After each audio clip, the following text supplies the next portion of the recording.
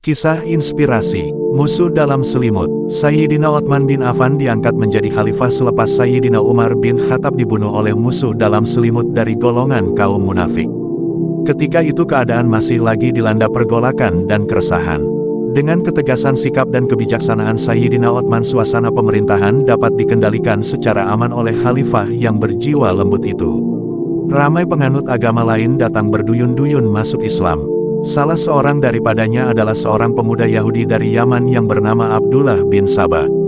Namun ternyata Abdullah bin Sabah mempunyai tujuan lain di sebalik memeluk Islam, mengharapkan khalifah selaku penguasa negara akan memberikan kehormatan kepadanya.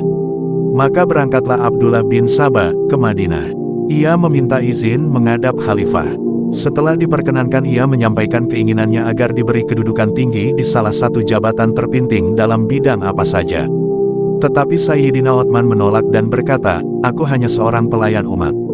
Aku diangkat menjadi khalifah bukanlah atas keinginanku, bahkan atas kesepakatan para sahabat yang lain." Sayyidina Utsman berkata lagi, "Tidakkah Tuan tahu bahwa jawatan bukanlah satu kehormatan tetapi merupakan satu amanah?"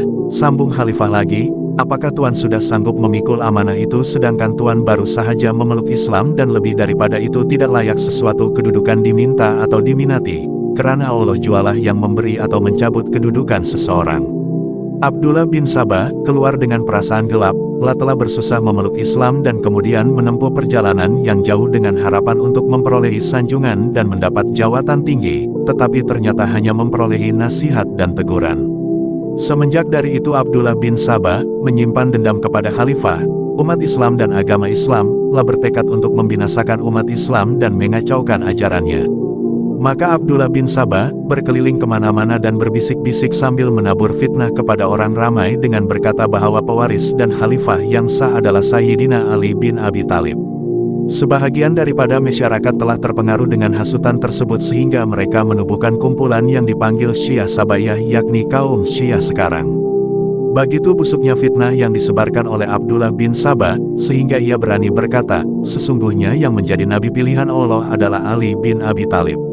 Hanya kebetulan pada ketika itu malaikat Jibril sedang mengantuk sehingga wahyu Allah diberikan kepada Muhammad, yaitu orang yang tidak berhak.